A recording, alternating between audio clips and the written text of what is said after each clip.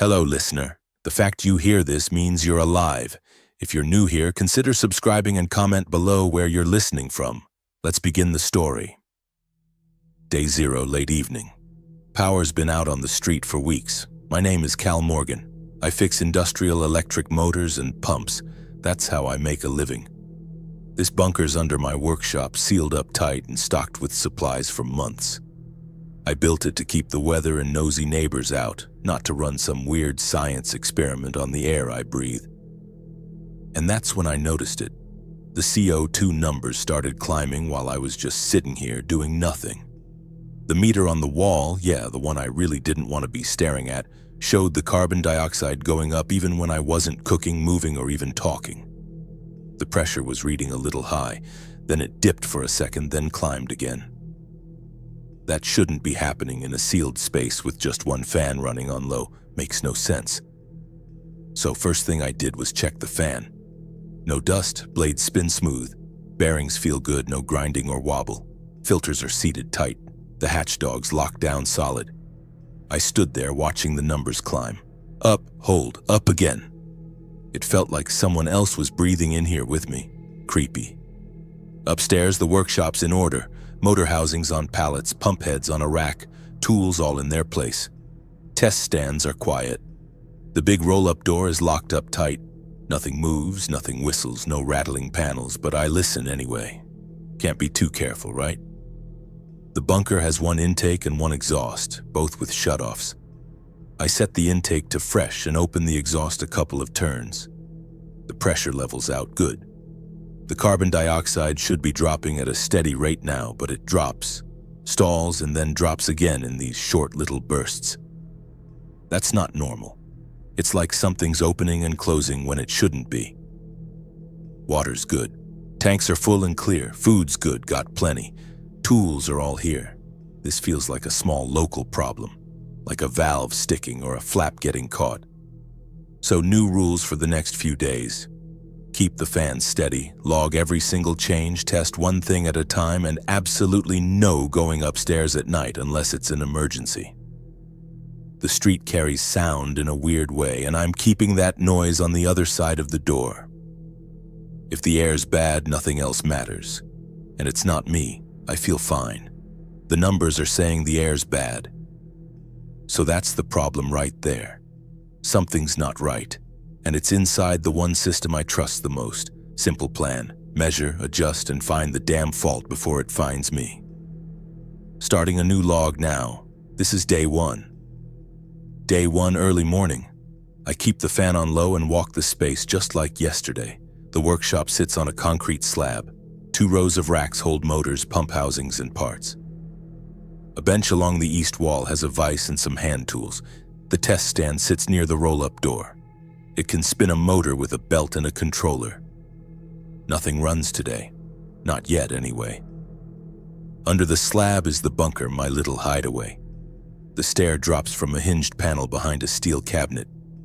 The airlock is narrow, kind of cramped. Inside, the main room is simple. Shelves on the left are stocked with food and water. On the right, there's a fold-down table with a chair, my notebook, and the meter. The fan and filter box hang from straps to cut down on vibration.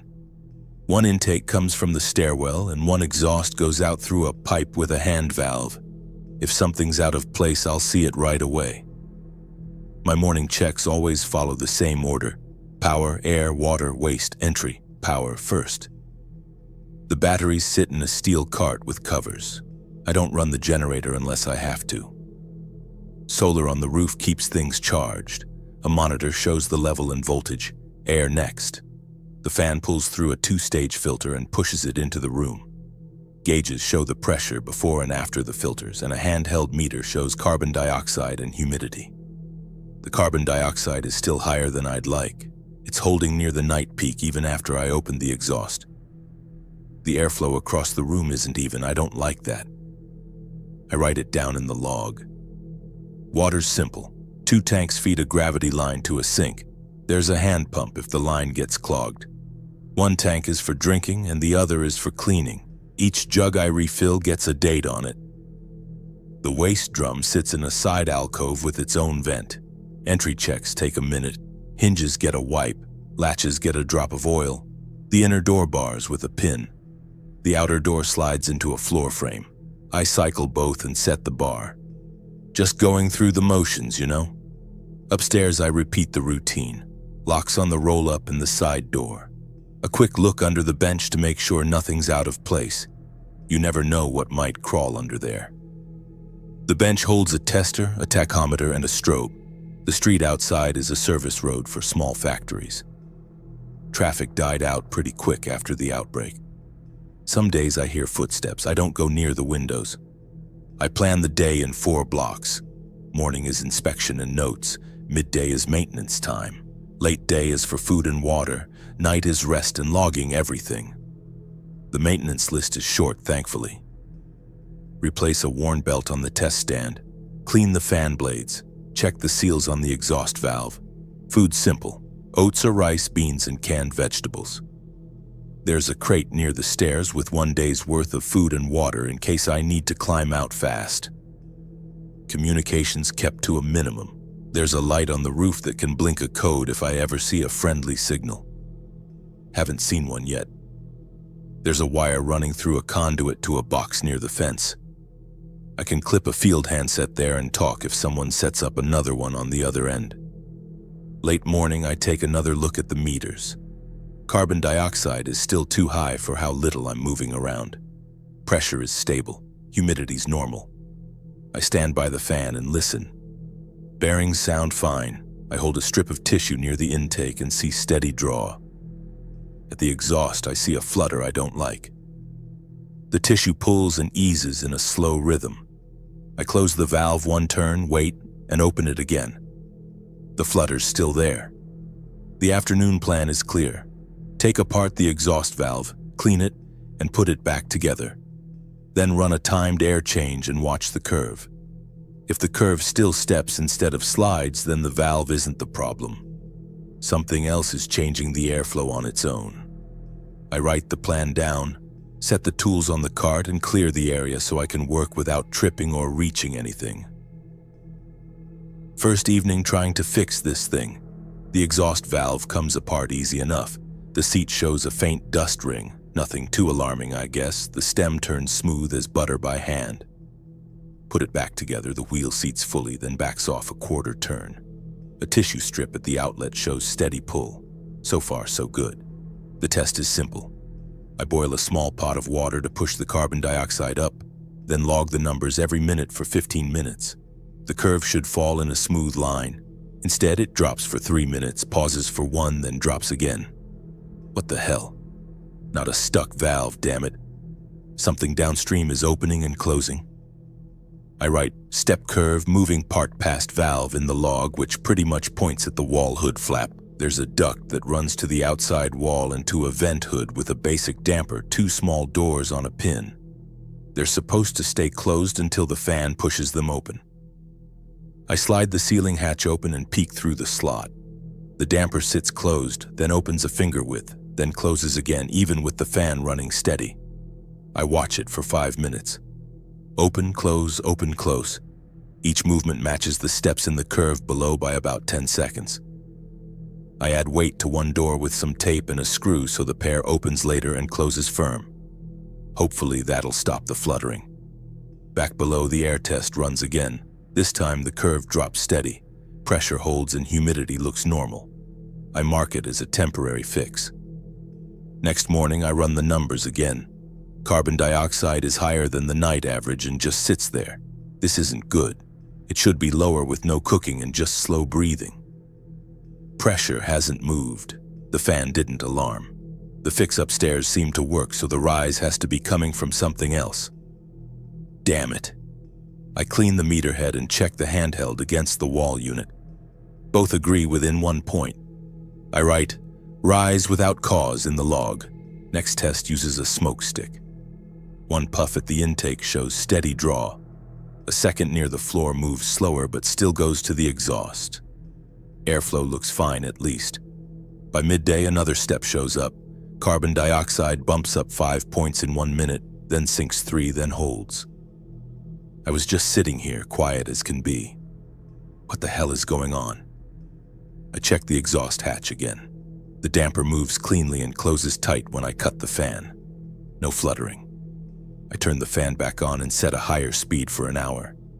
The numbers smooth out while it's high, then step again 10 minutes after I return to low.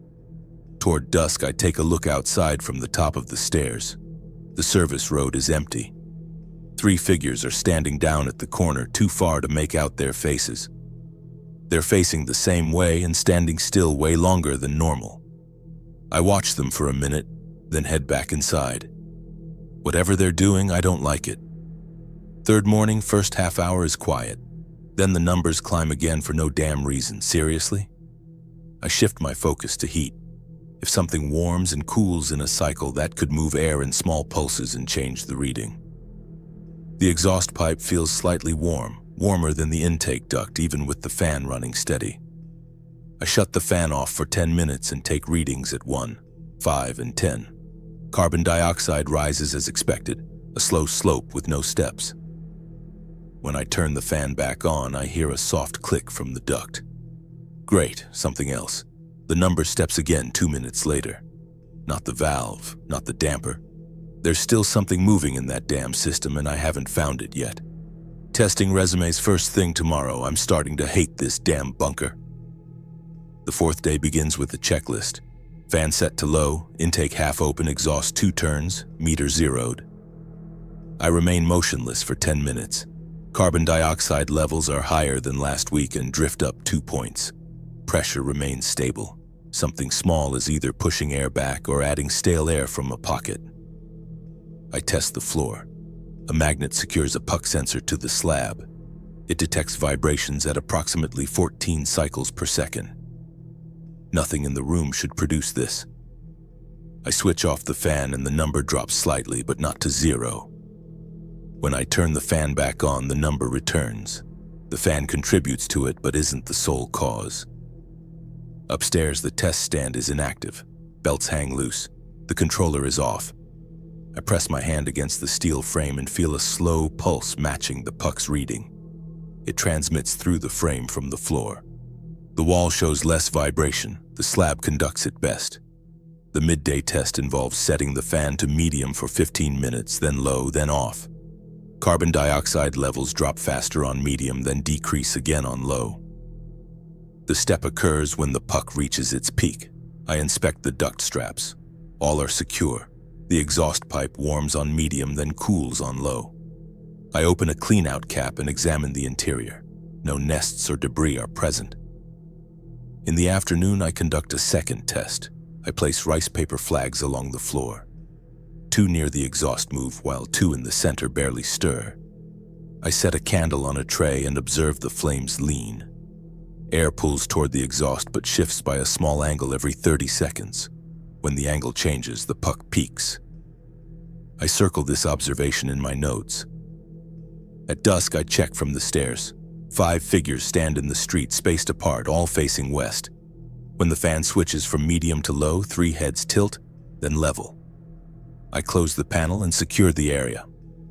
We'll keep the fan steady tonight, I say aloud, then record it. The 5th morning begins with a purge. Intake fully open, exhaust 3 turns, fan on medium for 30 minutes. Readings clear. I revert to low and prepare breakfast. 10 minutes later, the curve steps up. The puck peaks. I note, external source probable. I roll a metal bolt on the slab. It moves smoothly, then trembles at one spot near the east wall. Behind that wall is the riser where the exhaust duct ascends. The vibration is stronger there.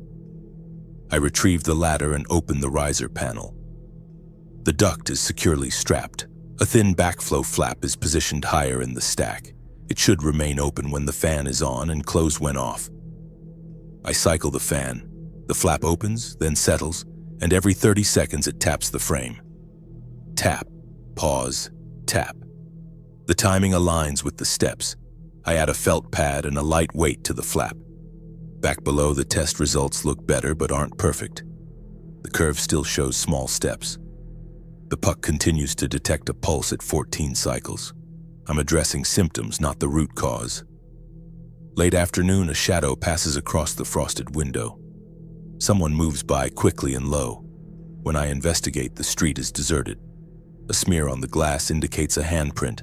I wipe it clean and secure the inner door. The 6th day introduces a new rule. No more fan speed changes during daylight hours. I'll maintain one speed and observe. If the pulse occurs anyway, it's not due to control adjustments. It's either coming from outside or beneath the slab. I set the fan to low and sit with my notebook. The pulse arrives 20 minutes later. 14 cycles, as regular as clockwork. Mid-morning, a knock comes from above, not on the door but on steel. 3 taps, pause, 2 taps. I listen intently, nothing follows. I record the time and pattern, wedge the stair hatch, move the food crate towards the airlock, and adhere to the plan. On a clear, cold, late morning, I get a steady view of the block. After setting the fan to low and securing the inner door, I ascend to the workshop. I cautiously open the side door to the narrow alley by 2 inches, scanning the service road. Abandoned cars sit in the distance with no fresh tracks visible. The roof offers a superior vantage point. I lift the hatch and stay low behind the parapet from where I can observe 3 blocks. To the west, the old substation stands behind chain-link fencing. Its yard is dark, but steel and wire still fill the racks. I've brought a thermal viewer powered by AA batteries, which displays heat as light. Sweeping the street, I notice the figures at the far corner are still present. Today there are 6, spaced a few car lengths apart, all facing west. They remain stationary, seemingly waiting for an inaudible cue. 2 blocks north, the freight line intersects the district. Rails rest on a gravel bed. Trains used to make my slab buzz when passing, but there are no trains now. Despite this, the vibration puck below still detects a pulse, so I keep watch on the line. Nothing moves. I test for sound without a meter, using a paper cup to my ear to amplify faint noises and determine direction. Slowly turning in a circle, I detect a low beat from the west.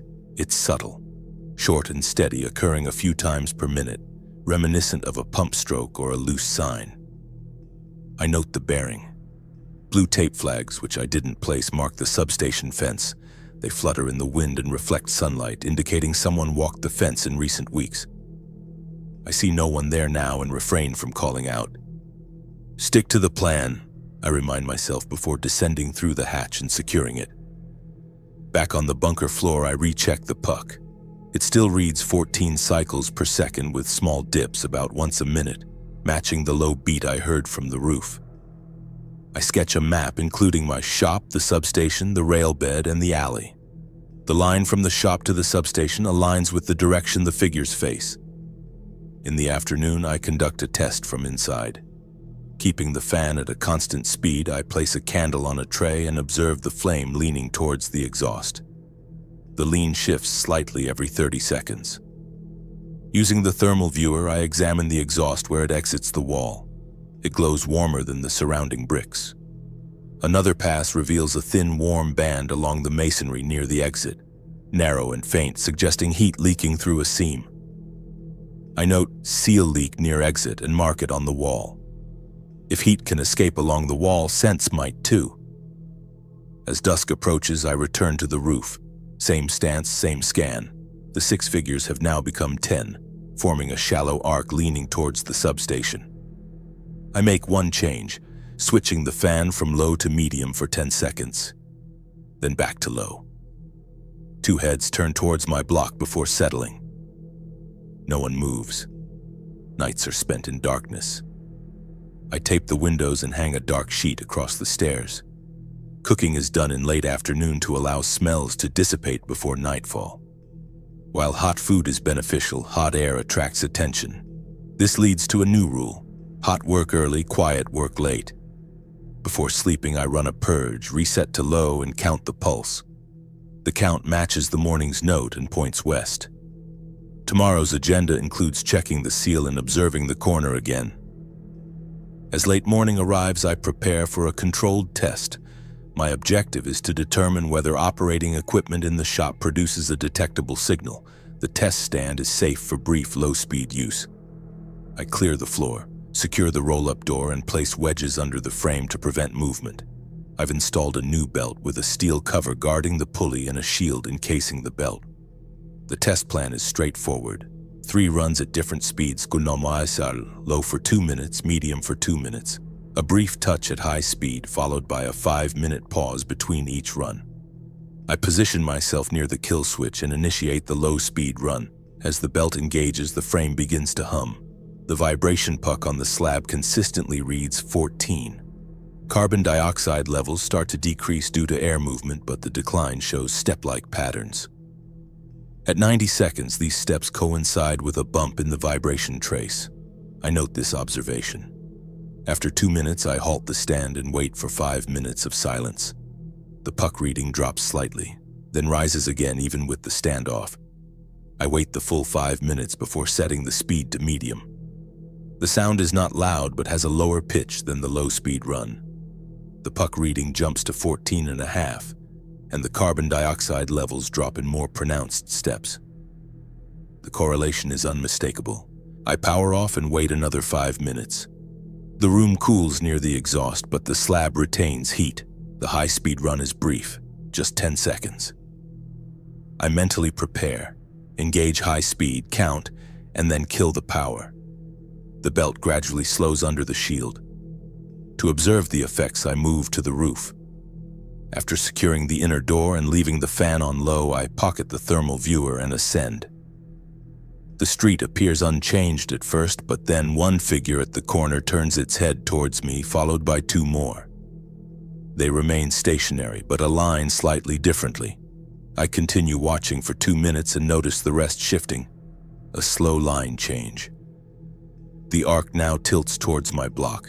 I test one variable by switching the fan to medium for 5 seconds, then back to low. The figure's heads turn slightly towards my roof and stop.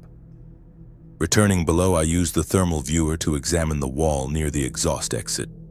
The thin, warm band has become brighter and longer, indicating heat running along the seam.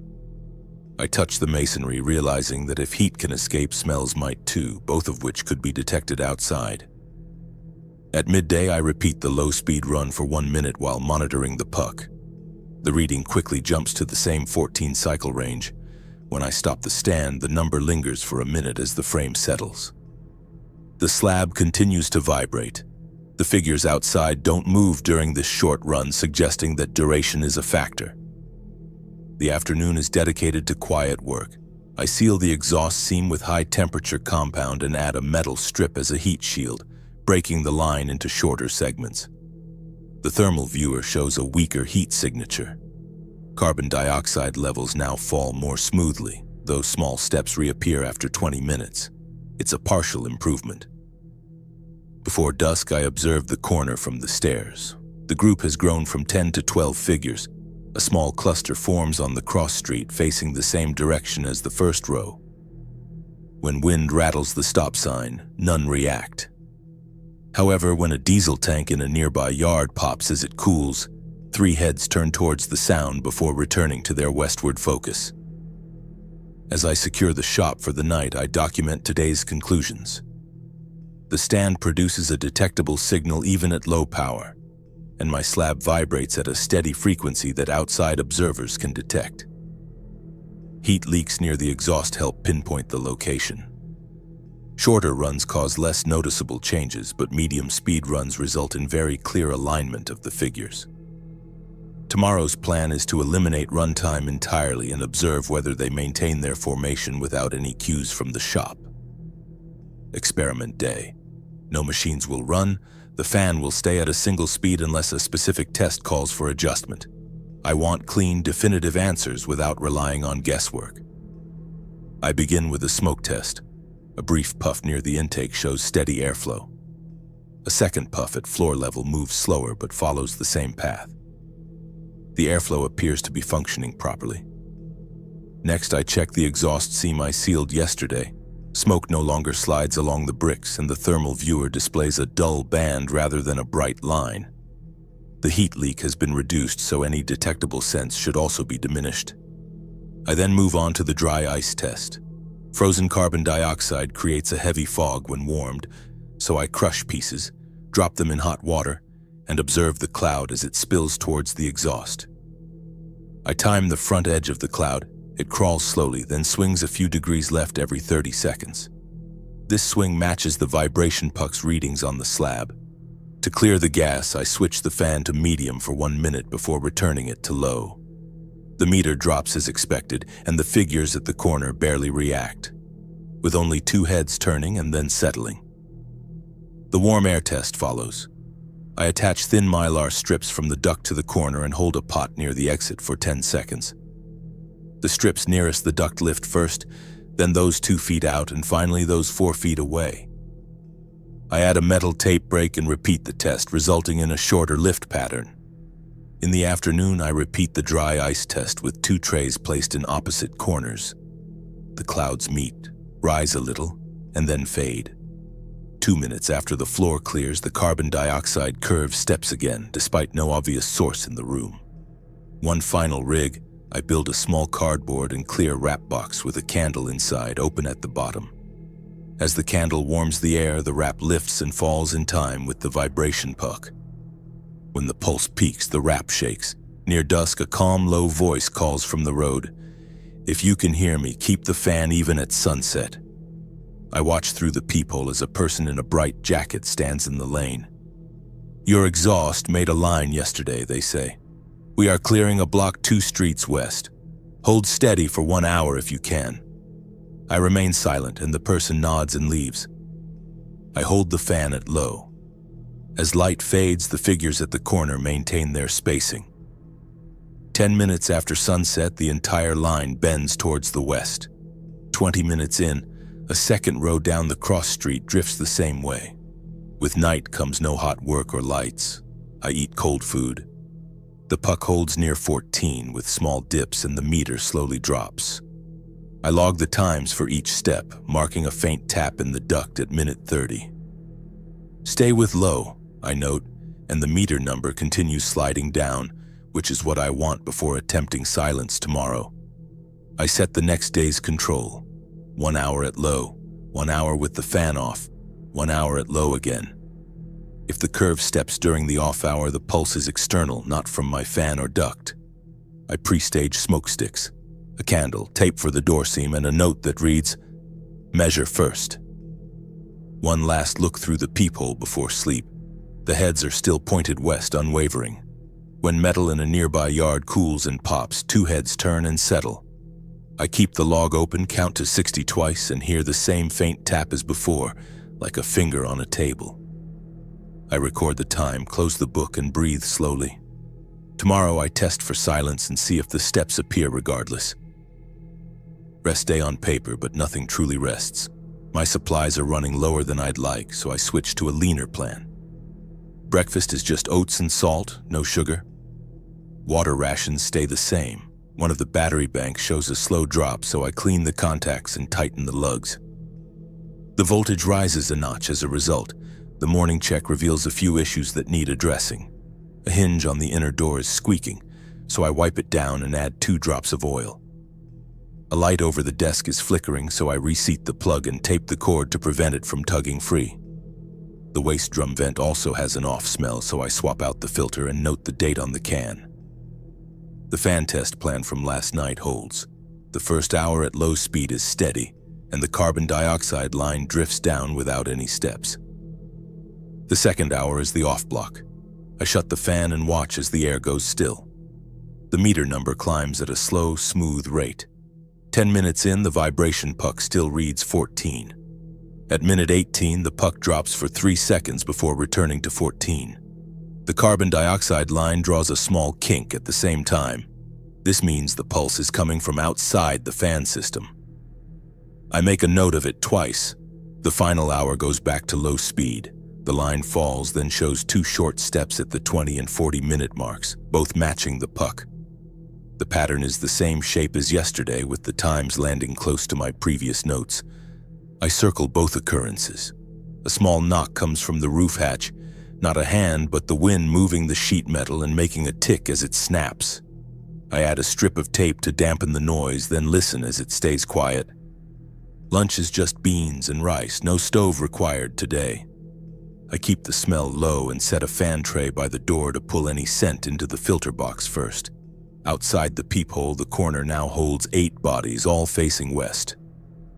When a truck panel pops in the yard, the heads turn and settle. And when my fan shifts speed for a purge, 2 heads tick towards this building before stopping. The afternoon is spent on small repairs, sorting bolts by size, sweeping grit from the stair, and relabeling bins that have lost their tags. I tighten the test stand frame and lock its switch with a tag that reads, "No runs." As light fades, I write the day's new rule. No more medium speed, low only, off when I sleep, purge before sunset, and no hot work after noon. I check the street one last time. The arc at the corner holds, the line pointing towards the substation. I get ready for a night of listening. Late morning, I find a folded card sitting under the side door, pushed through the gap. I didn't hear any footsteps.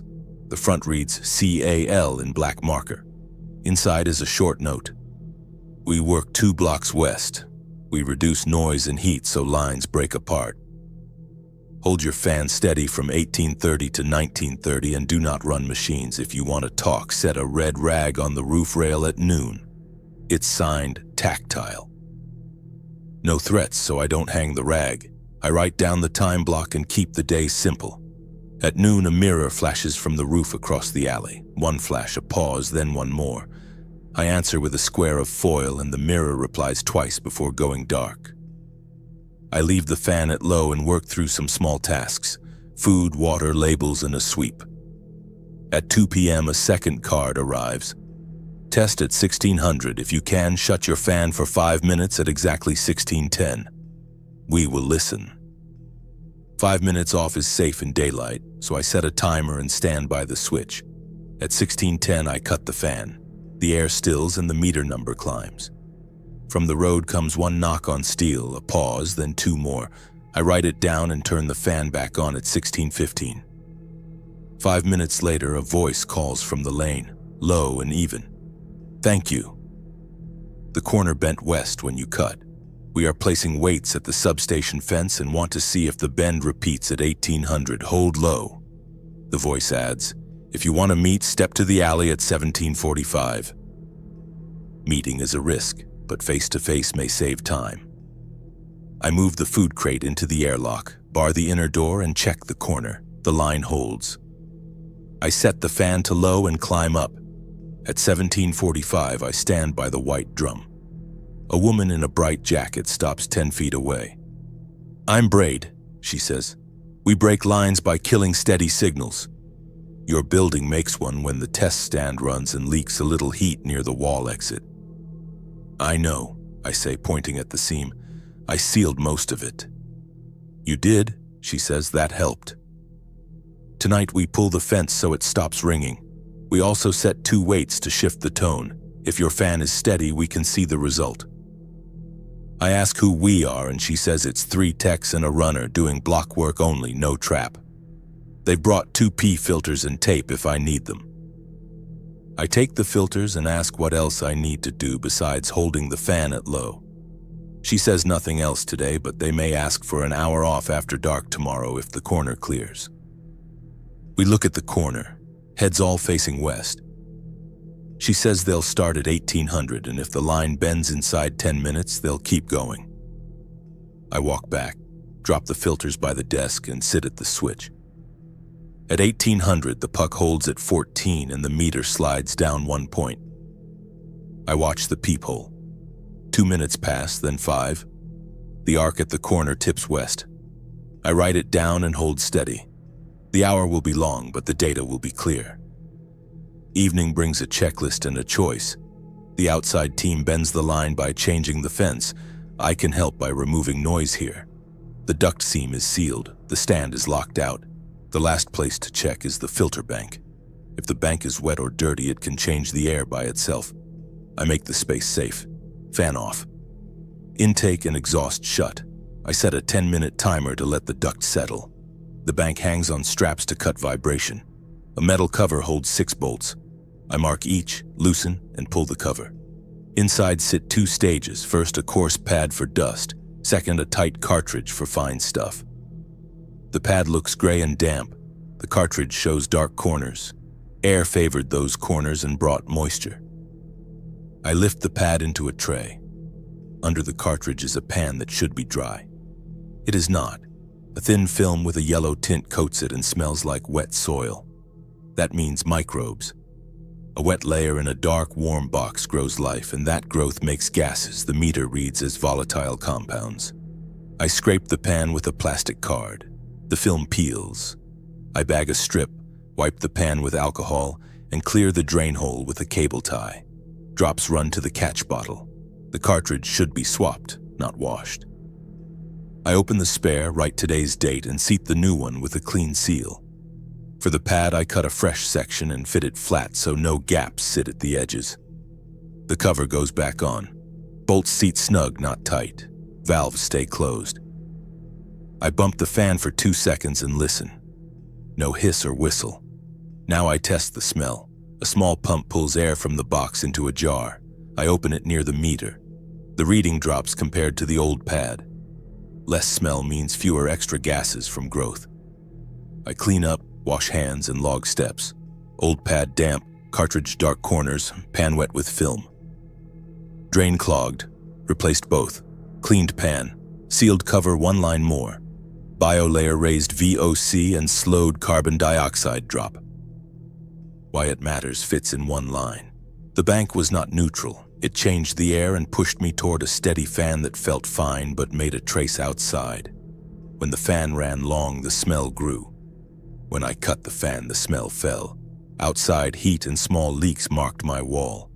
Inside, the smell rewarded a steady fan. Both pulled the same way. I test clean. Intake closed. Exhaust closed. Fan on 5 minutes at low to circulate inside only. The meter drops a little, then holds with no steps.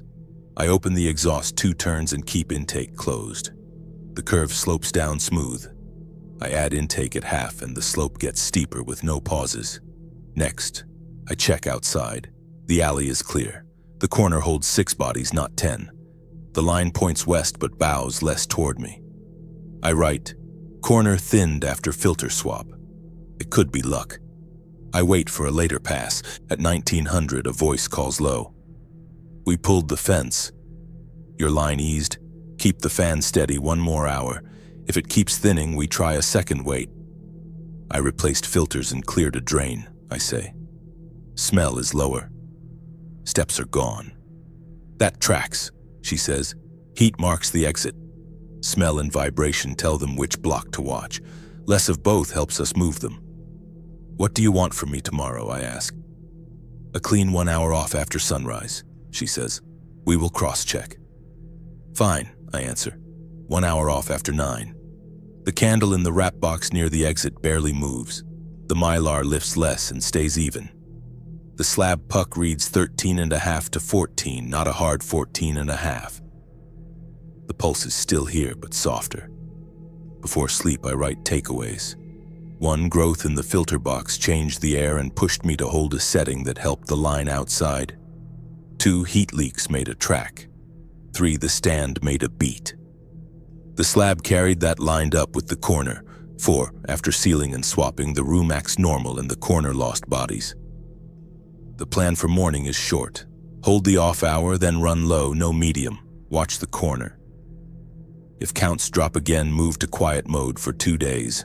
If not, shift to the dry dock site and carry only what I need.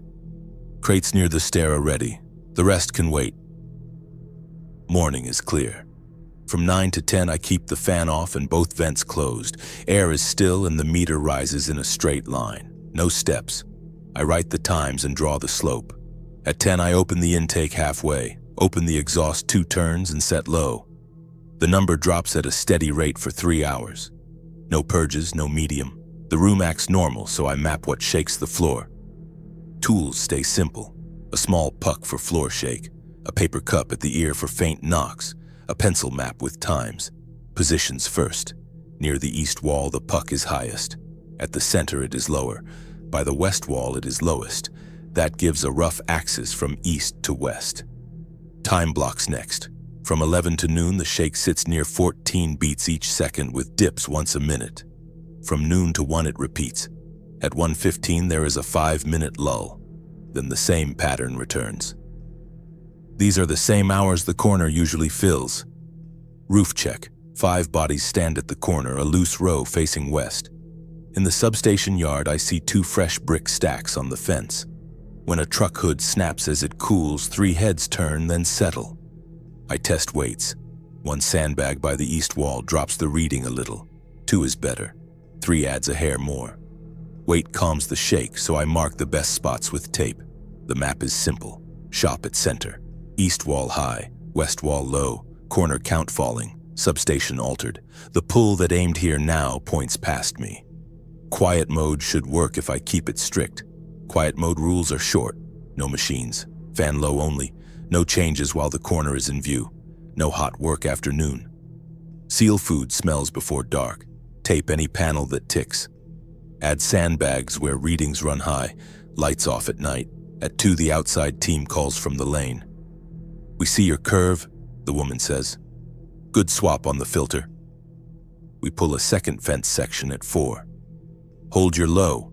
If you hear a long tone from the west, that is us." "Copy," I say. "Should I move stock off the east wall?" "If you can shift heavy parts to the center, do it," she says. "Less weight on the edge lowers the ring." I move what I can. Motors come off the lower rack and onto pallets in the middle bay. By 3, the wall reading falls a little and the center rises a little. That is fine. At 4:10, a low tone rolls from the west and fades. The corner reacts at once. Heads tilt west and then drift that way. 5 minutes later, the row thins to 3. 10 minutes later, it is 2. I keep the fan at low and change nothing. Before sunset, I run 1 purge to clear cooking heat, then back to low. I tape 2 more seams near the exit and set another sandbag by the east wall. The puck drops a notch. The candle in the wrap box barely moves. The meter slides down smooth. The day ends with what matters. The room is stable at low. The filter bank is clean and dry. Heat at the wall is reduced. Floor shake is lower with sandbags and moved stock. The outside team can bend the line west without my shop making it worse. I will hold quiet mode for 2 days and watch the block. Then I set the watch. Decision day. Quiet mode works, but 1 mistake turns the shop into a beacon, so I plan a move. The dry dock is a mile west with a side hatch I can bar from inside. Now it fits. The rule is simple. Carry what keeps me breathing, moving, and fixing problems. Leave what drags me down or makes noise. I clear the bunker floor and make 4 piles and air and water first. 2 spare filters, tape, a hand crank fan, 2 masks, 2 capped jugs, a small bottle of bleach, and a kettle. Power and light next. The small battery bank, a hand charger, 4 headlamps, cable, and the folding solar panel with its controller. Food and heat. A crate of rice and beans, a few cans of fish, salt, a pan, and a solid fuel stove that burns tabs with little smoke. 2 lighters and a pack of matches ride in separate pockets. Tools and notes, wrenches, a small socket set, a screwdriver roll, a knife, tape, and a hammer. The air meter and the floor puck go in this pile with the thermal viewer. The notebook and pencils sit on top. First aid goes in a pouch, bandages, tape, gauze, antiseptic, pain tablets, and 2 pee filters from the street team. I decide what stays. The test stand stays. Big belts stay. Heavy motor cores stay on pallets near the sandbags. The gas generator stays. If I run it, the block will hear it, and I can live on the folding panel and the hand charger. The route uses cover. Out the side door, down the alley, north to the rail bed, then west to the dock. I mark 2 short crossings in the open and 2 spots where I can wait in shade if the corner fills. 1 large bag carries bulk. 1 small bag rides up front with water, the meter, first aid, and a light. I leave a note on the desk. Air is safe on low with new filters. Food left, water right. Do not run the stand. Do not change the fan at dusk. Take what you need and close the doors. At noon, a voice comes from the lane. We are clear 2 blocks west. If you move today, choose after 15:30. We will keep the corner quiet, I answer through the door. Move at 15:30, railbed route. The voice says, understood. 2 taps on the north gate if you need a hand. I shut the system down. Exhaust closed. Intake closed, fan off, inner door locked, workshop doors barred, roof hatch strapped and wedged. I shoulder the large bag, clip the small one across my chest and run cord loops so I can drop them fast if I have to climb. The alley is empty. I move to the rail bed, pause in shade, and scan the street. The corner shows 2 bodies, both facing west. I cross the first open strip, step slow on gravel, and keep my hands free. At the yard fence, I stop and listen. No steps, no voices. The dry dock sits 1 block farther, a rectangle with a high door and a side hatch. I wait 1 minute, then go carefully. The key turns, the bar lifts, I step in and I drop the bar.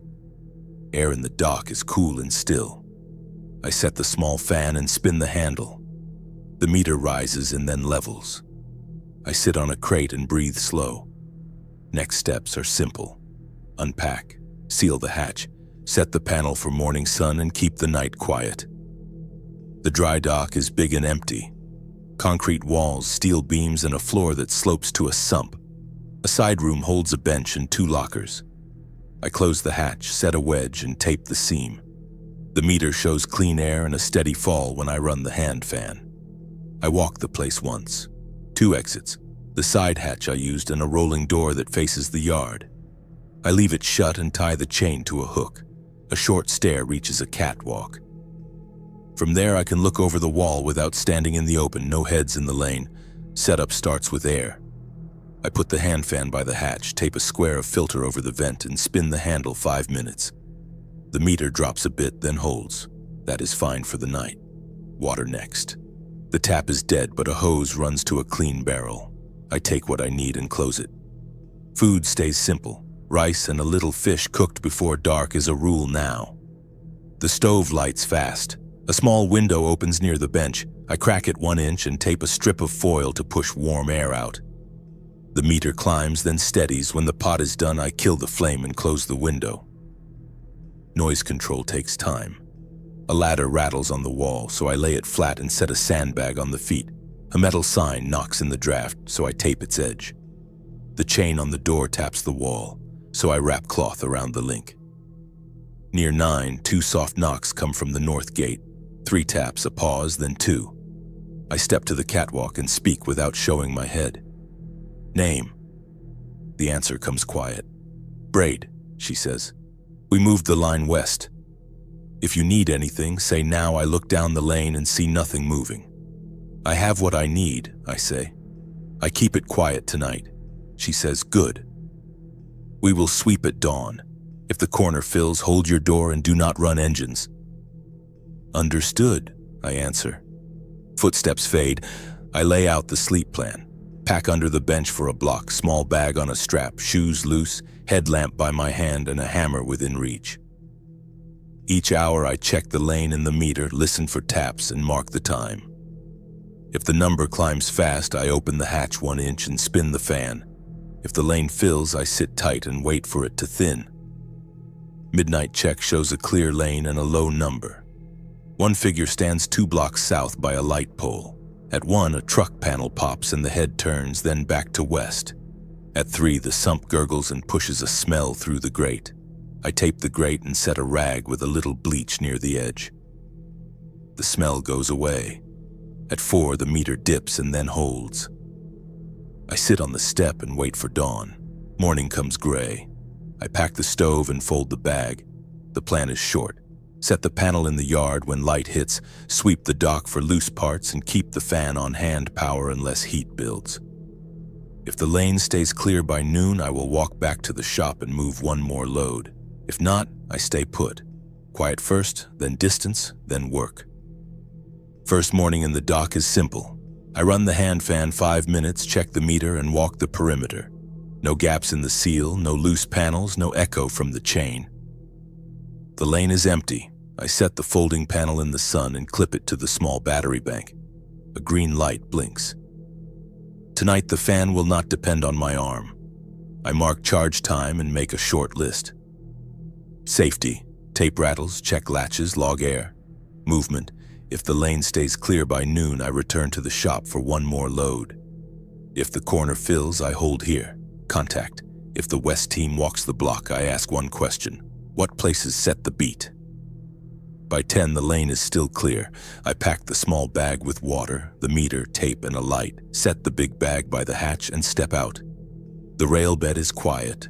I cross, follow the fence, and stop when the shop comes into view. The building is as I left it. Cardboard on the windows, bar on the side door. No fresh marks on paint or lock. I slip inside, set the bar, and check the air. Racks sit where they should. The bunker holds the same note. Food left, water right, no stand runs. I fill the big bag with one more crate and 2 tools, then head back to the alley. A low voice carries from the lane. Good timing, Braid says. We swept an hour ago. 2 moved through and kept west. I ask, what sets the beat? Is it the fence only? She shakes her head. Not only.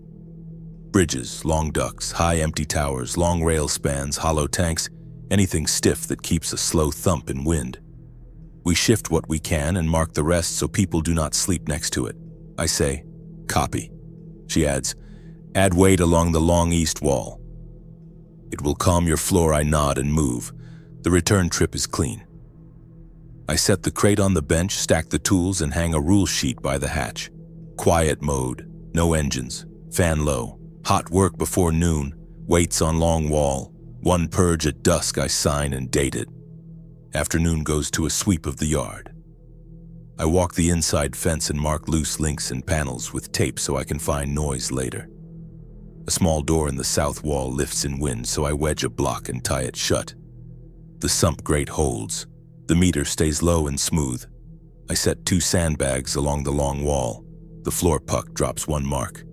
Before sunset, I boil rice on a small tab, eat, and clean the pan. 1 short purge clears heat. I return to low and sit by the hatch with the small bag ready. The lane stays clear. The yard sits still. I write the days close. This district is not safe, but this room stays quiet when I follow the rules. The shop is storage now. The dock is home until a better plan shows up. The West team bends lines without tricks and kept their word. If they ask for 1 hour off tomorrow, I can do that. If they ask for help moving weight, I can do that too. Next week stays simple. Map shakes on 3 streets, mark the worst spans, and avoid them at night. Build a second filter box so a wet pad never drives the room again. Keep the lane dark, keep food simple, and keep the fan even. If I share this, I will say it plain. Watch your air, seal your heat, and do not feed the beat. If you enjoyed the story, please like, subscribe, and comment where you're listening from. See you in the next one.